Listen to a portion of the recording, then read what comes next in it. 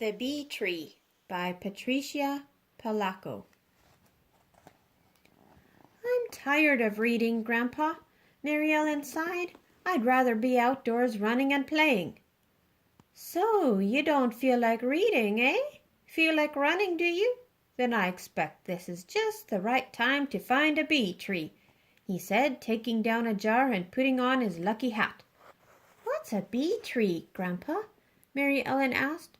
Well, it's where the bees make their home. It's where they keep the honey, the sweetest in the land, Grandpa chirped excitedly. But we already have honey, Grandpa, Mary Ellen said. Ah, but not honey like this, her Grandpa answered with a wink.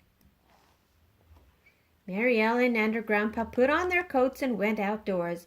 They walked down past the hollyhocks to the garden and found bees gathering pollen from the flowers. Her Grandpa carefully trapped some in the glass jar, making sure not to hurt them. When he was sure that he had enough, he smiled and leaned close to Mary Ellen. They'll take the pollen back to the hive to make it into honey, and we'll be right behind them. Then he slowly loosened the lid of the jar and let one single bee escape. It stayed on the mouth of the jar for a moment, flew straight up, then buzzed toward the cornfield. Quick now, run! Grandpa called out as he began to chase the bee. Just then Mrs. Govlock from down the creek way was walking baby Sylvester in his carriage. Mary Ellen and her Grandpa ran by them. We're off to find a bee tree today, Grandpa shouted. I haven't done that since I was a girl, Mrs. Govlock said excitedly. May I come too? Grandpa motioned her to follow, and the three of them were off and running. Baby Sylvester laughed out loud as his carriage bumped and bounced through the rows of corn. Honk went a goose as it waddled after them. As they came from the cornfield and crossed Dietz Junction, Einar Tundevald came around the bend on his squeaky old bike. Where are you all going in such a hurry? He asked. A bee tree, Mary Ellen puffed as the foursome scurried by. Chasing a bee to its tree? This I would like to do also, he said as he stood up and pedaled faster. The wheels of his bike went tweedle, tweedle, squeak. Their boots slapped the ground, the buggy pitched and swayed, and the goose honked as they ran after that bee. The bee swooped down, stopped, held in midair, then circled past them and headed straight for the St. Joe River. Olive Lundhagen, while strolling on the nearby shore with the charming Herman sisters, Petra and Dorma, looked up and noticed the commotion coming toward them. Where are you all going? He called out. To a bee tree we are going, Einar Tundevald puffed as he pedaled by. Can we come too? The lovely ladies pleaded. Fast, you'll have to run, Einar said. We don't care, let's go, the three shouted as they raced after him. Slap, bump, honk, tweedle, tweedle, squeak, thump, they all went as they sped down the road after that bee.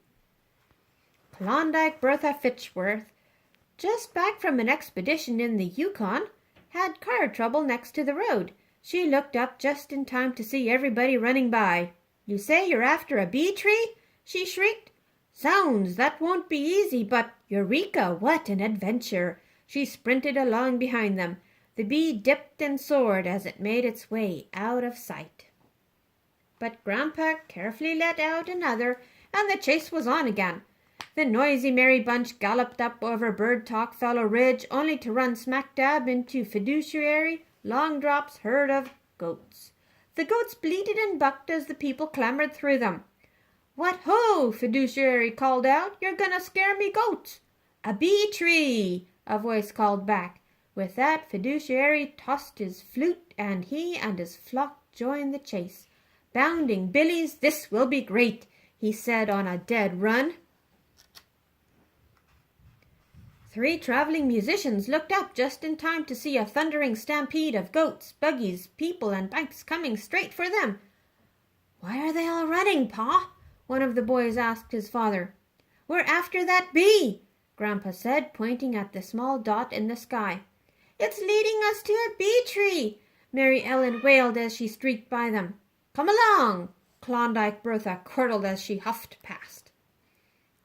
Slap, bump, bleat, honk, tweedle, tweedle, squeak, thump, they went as they ran. Hoofs clattered, rows of corn were parted. Nothing really mattered but chasing that bee. They ran through Griner's Bluff and into Bishop's Meadow, around Dead Man's Tree, and then to Bird Talk Hollow.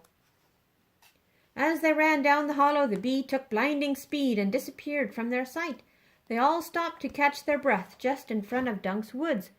Grandpa handed the jar with the last bee in it to Mary Ellen, and she let it out. Sure enough, it flew straight and low, right into Dunk's wood. "It's the bee tree," Grandpa whispered. "That's where the honey will be, but we'll need plenty of smoke." Everyone set about to build a smoke fire from twigs and damp leaves. When the smoke had quieted the bees, Grandpa balanced on Einar's bicycle and reached into the tree. As he pulled out small pieces of honeycomb, he dropped them into some of baby Sylvester's spare clean diapers that Klondike Bertha was holding. Mary Ellen tied them into neat little bundles, and Mrs. Lundhagen put them into the baby carriage. The musicians played merrily as the Herman sisters danced.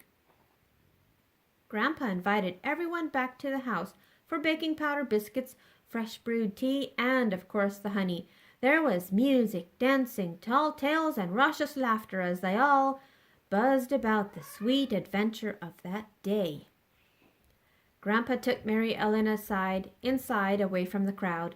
"Now, child, I am going to show you what my father showed me and his father before him," he said quietly. He spooned the honey onto the cover of one of her books. "Taste," he said, almost in a whisper. Mary Ellen savored the honey on her book. "There is such sweetness inside of that book, too," he said thoughtfully. "Such things, adventure, knowledge, and wisdom. But these things do not come easily. You have to pursue them. Just like we ran after the bees to find their tree, so you must also chase these things through the pages of a book." Then he smiled and hugged her. From that day on, Mary Ellen never again complained about her reading.